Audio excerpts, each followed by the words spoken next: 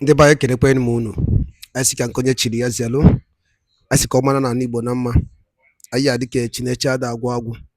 Otu anyị kwuru ya, otu akwa ya dịrị. Ise, ise, ise.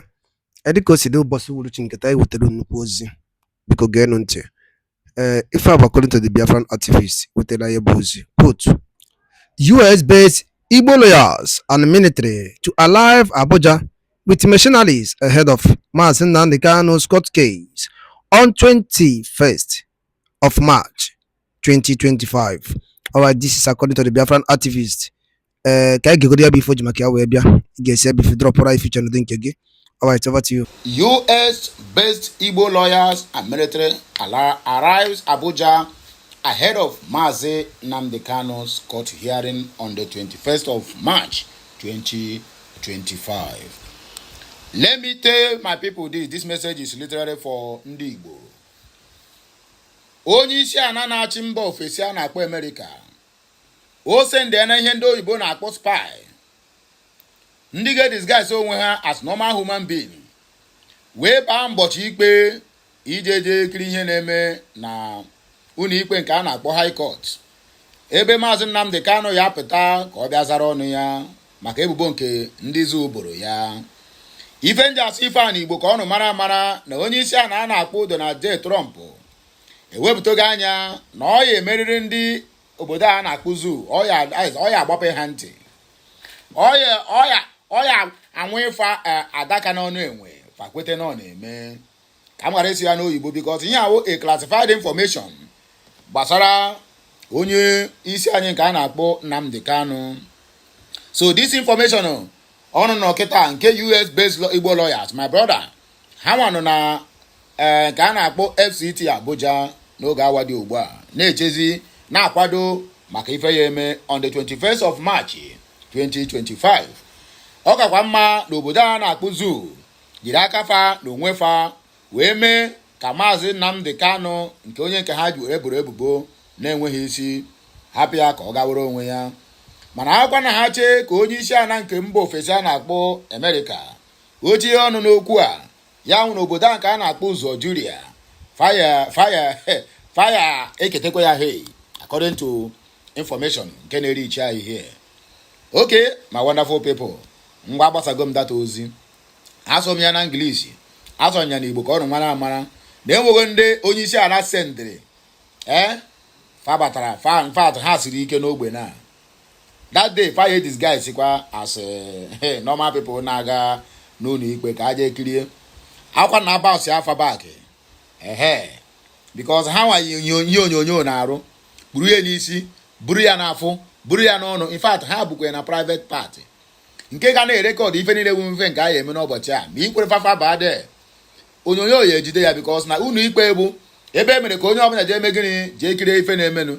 There is no limitation to anybody going to the court. So it's upon him by there or recorded as trampling upon what they call people's human rights. Fabakwana aba wafife na-eme there mo nke onyonyo nke ha ji n'isi o ma nke abụ na arụ ma nke abụ n'ime arụ na nke abụ na mpụta arụ ga-mee gịnị ọ ga-ese ihe niile a na-eme dị ya n'ụbọchị nke tata. Ife ji ekwu ihe anụnwa n'Igbo ka ọ wara ka ghara ịwụ na echi niile ọwụ na ọmụnwa jeje bụ ọvọ ike because ka ha si wee bata ha batara na onye isi ana dịrị fa ka a mara ife na-emegide na n'okwu onye ndu Maazị Nnamdi Kanu nke wụ onye isi ndị ndu IPOB Indigenous People of Biafra nke megoro gịnị edeclareago na Finland on the 29th of November nke wụ 2024. So ọhaneze na-ege ntị ngwanụ geenụ ntị n'onu nwa amadi nke a nke kwukwere ya ka o si wee dị and nwekwara anọda nwa amadi ọrụ ga-anụkwu onu ya nke a na-akpọ enyi nna ya iberibe amamife ọ na-akọ mana were ire gị wee gụọ eze gị ọnụ. Ngwanụ otu aka ọ hanụ m n'ọnụ emechaa ọkwa nke a na-anụ anyị abazie na nke ndị oyibo na-akpọ comment section ka anyị n'ife ndị obodo anyị kwuru masara atụmatụ nke a onye isi ana mba ofesi nke a na-akpọ America na-atụ.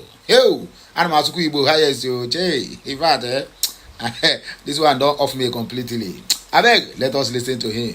Oge adoro We have also made sure that we have reached every aspect of biko onye ọ na-anụ onu ya wụ onye nke a na-akpọ enyi nna ya iberibe ọwụ senetọ nke si Abia steeti wee na-agwa anyị okwu nke a ịnechazi onu ya ị ga-anụzi onu nke nwa amadi ọzọkwa ya agwaghị ife na-eme na mba ofesi na nke na-eme na mpaghara obodo Nigeria. The reachable, let me just put it that way. At a particular time, they said, oh, it has to be a national security issue. So we went and met the national security advisor, and they said, oh, it's a legal issue. We went and met the attorney general. They say, oh, it's a this.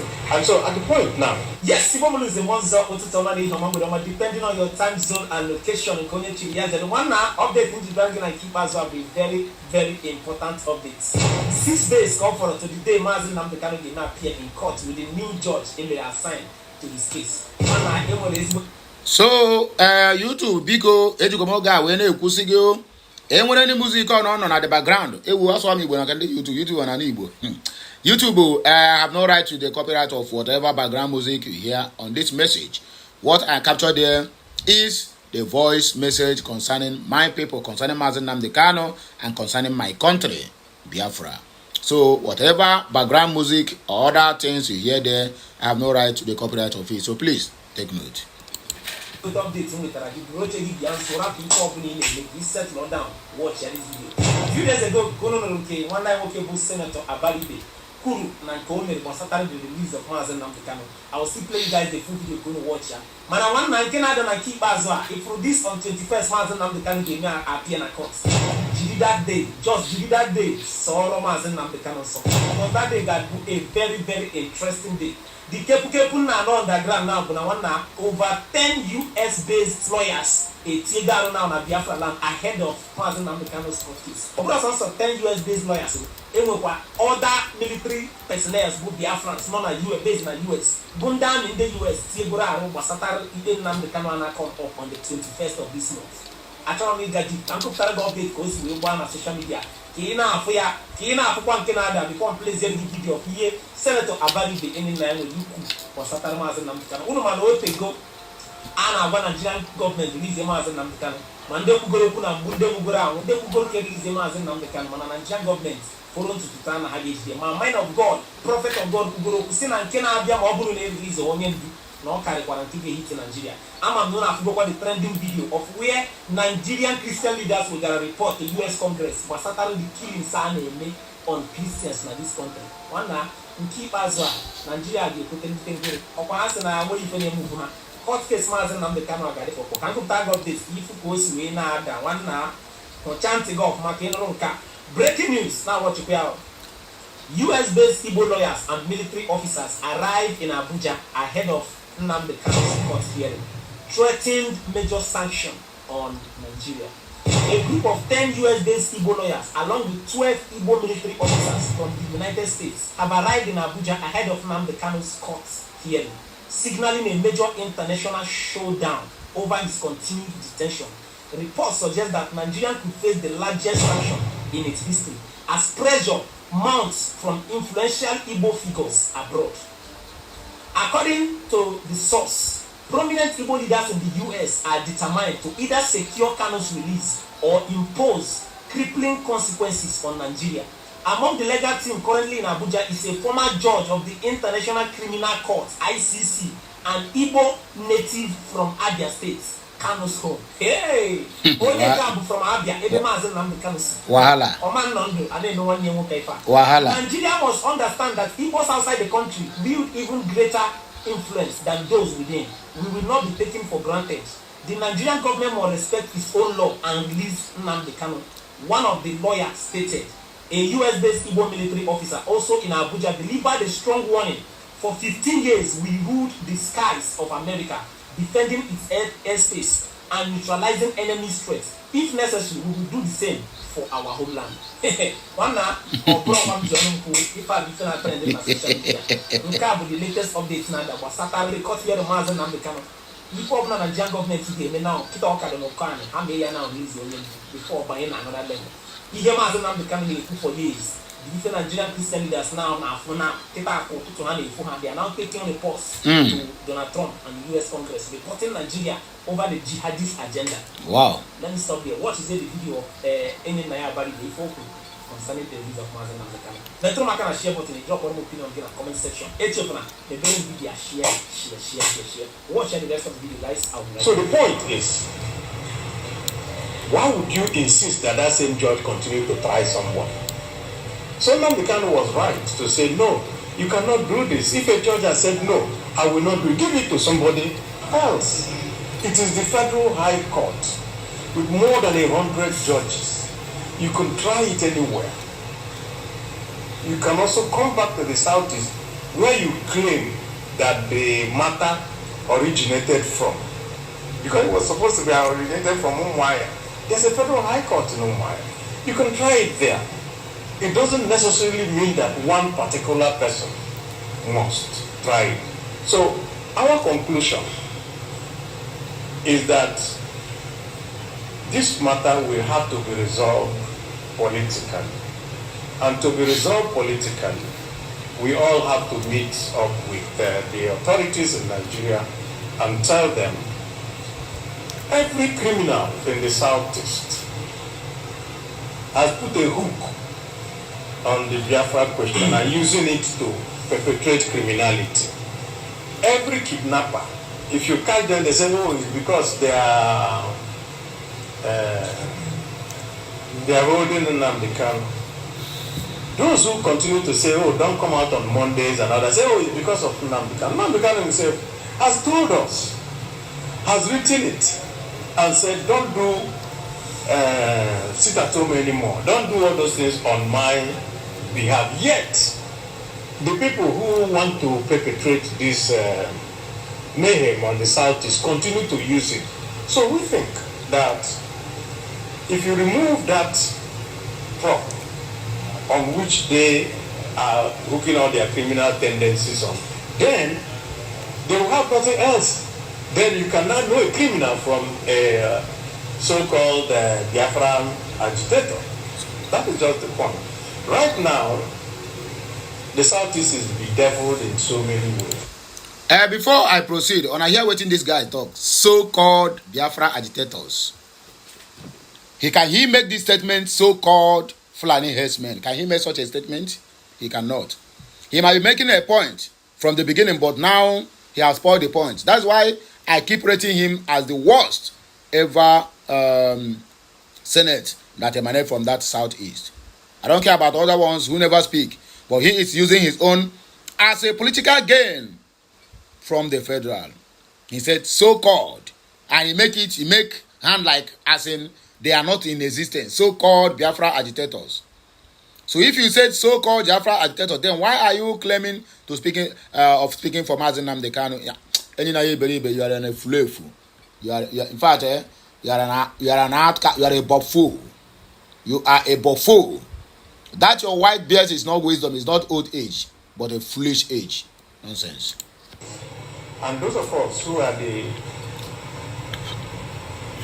leaders of the Southeast, there is no single one of us that is not worried about it and that have not made any representation to that effect. So I will also use this opportunity on this my 70th birthday to appeal to the federal government to release Namdekano. There are too many groups, too many people, including governors, who have said, release him to us. Let us now take the next step. The next step is to bring peace to the Southeast. Because right now, the economy of the Southeast has tanked. So many things are not going. People have had to readjust their lives to not working on Mondays, and that is a massive devaluing of the currency in our society. So nothing else we can say at this moment than to continue to appeal to the federal government to do that. No, if I say that, then it will make me I'm not that important. I'm just saying, for the sake of the people of the Southeast, I will use this occasion of my birthday to also continue the appeal for Namdekano to be released. Not for them to do anything to celebrate that release. I will refer you to a video that was done just to answer your last question, I will refer you to a video that was done by Faki Tomi. He said, at 70 you're just beginning. That's how he said. 70 years old man, oh. 70 years old man. You are appealing to federal government under what ground? Under the ground that Nnamdi Kanu, your brother, committed an offense, or under the ground that the federal government did do the right thing to went all the way to Kenya to kidnap him. We are talking about case of kidnap here. If they brought Nnamdi Kanu back to the zoo in a proper way, nobody will ever complain. I don't think we would have been here ever doing a sit at home to release him. Everybody is anchoring on the went all the way. You abuse all your own law, which you are signatory to, and also international laws, to kidnap somebody, forcibly rendition back to Nigeria. And Baribe is here telling us they is pleading with the government, with the federal government, to release Mazi Nnamdi Kanu, not even unconditionally. Mazi Nnamdi Kanu have been discharged and acquitted by appeal court since 2022. 3 years along the line, plus other 9 courts injunctions that have set Nnamdi Kanu free. Engineer Baribe is there with his white beard, afono like Mpi, telling so-called Biafra agitators. And also you are pleading with your 70 years old fool. Oh, this one not be 70 years old man. This is a 70 years old fool. You are pleading. Okay, you are pleading. You have concluded that Mazi Nnamdi Kanu is guilty. Is that what you are trying to tell us? Engineer Baribe, I ask you again. You are pleading on the ground that your brother Nnamdi Kanu is guilty, but the answer is 0. Do you look at them now? To him now, he's making a point. He's calling for Mazi Nnamdi Kanu release with his 70 years old a fool. I beg, this one is Bolaji Onyabo said, yes, so Biafra we move. Achaso Iwago, what a great information. Keep up the good job and stay safe. Duru Jude said, great, Biafrans, we love you. Blessing Wosu, Mazi Nnamdi Kanu, Nwachineke, it shall be well with you. In God we trust. Anyone who is holding people like Mazi Nnamdi Kanu and Mazi Simon Ekpa to denounce Biafra is wasting his or her time. In vain, no matter how long you detain them, they will never denounce Biafra. Chuma Embassy said, Abaribe is always economical with the truth. Exactly what I said. I never read this comment before I said what I said. Always economical with the truth. Because the man is a fool. A fool at 70. Stage said, Wokem, in Abalili, Jiseike, okay, in Abale, Jiseike one na. Okoro, Okore Uchenna, Monday sit at home is sacrosanct until his unconditional release and Biafra at last. Sylvester Pilot said they are coming not only to try Kanu but also to take measurement of where to strike, which I know they already have now. Nigeria is going to see the one way.